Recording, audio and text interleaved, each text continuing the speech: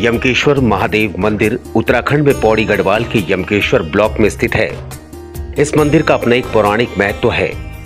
पूरे भारत और विश्व में एकमात्र ऐसा मंदिर है जहां भगवान से पहले प्राण हरता यमराज का नाम लिया जाता है। यह शिव मंदिर ऋषिकेश लक्ष्मण झूला कोटद्वार मार्ग पर स्थित है। इस मंदिर के संबंध में कुछ पौराणिक और सात्विक कथाएं प्रचलित हैं, जिसमें मार्कंडेय ऋषि की मृत्यु पर विजय की कथा जनमानस में काफी प्रचलित है। यमकेश्वर महादेव मंदिर इतिहास, कथा, विशेषता, पौराणिक महत्व और उसकी लोकेशन।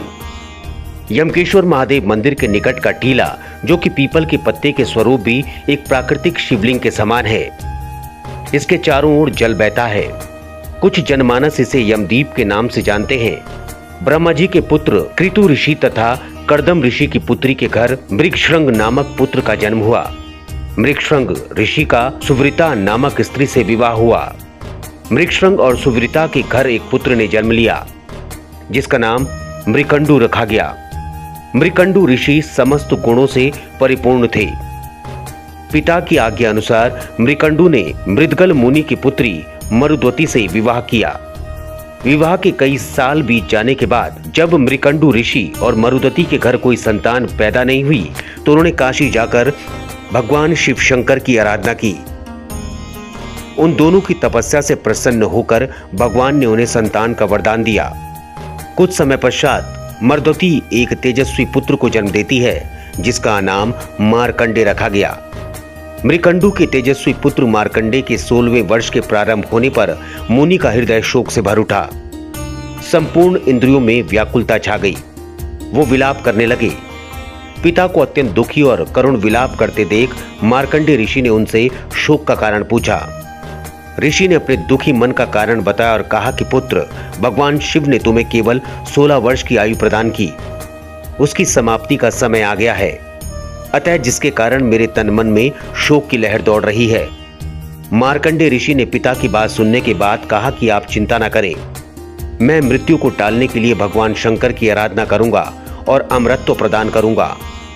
तब मार्कंडे ऋषि ने यमकेश्वर मणिकूट पर्वत के निकट, जहां सतरुद्रा नदी उद्गम स्थल, जिसे वर्तमान में बी नदी के नाम से जाना जाता है, पीपल की वृक्ष के नीचे बालू का शिवलिंग बनाकर महामृत्युंजय मंत्र का जाप करना शुरू किया।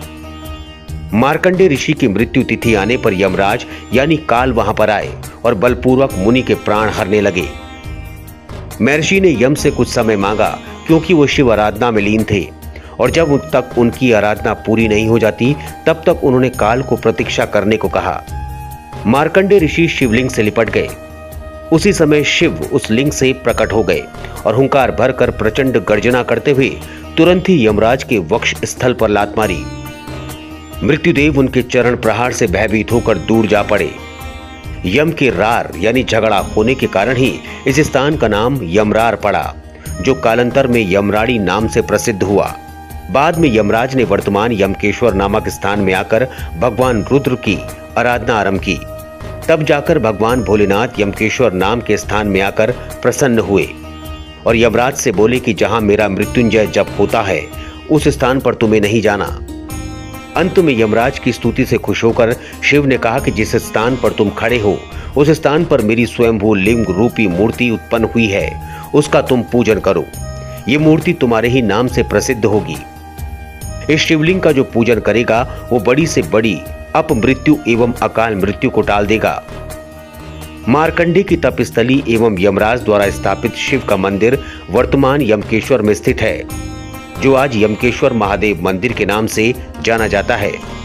यह मंदिर अपनी प्राकृतिक सौंदर्यता के लिए प्रसिद्ध है। मंदिर प्रांगण के समीप ही बीन नदी की कलकल धारा बहती है। यमकेश्वर मंदिर अपने चारों ओर से सुंदर पहाड़ों से घिरा है। इन पहाड़ों में कई गांव बसे हैं, जिनकी श्रद्धा का मुख्य केंद्र ये यमकेश्वर मंदिर है। क्षेत्र में लोकोक्तियों के मुताबिक यमकेश्वर मंदिर के समीप कांडा गांव है। उसी गांव की एक बूढ़ी औरत ने इस मंदिर के शिवलिंग के दर्शन किए।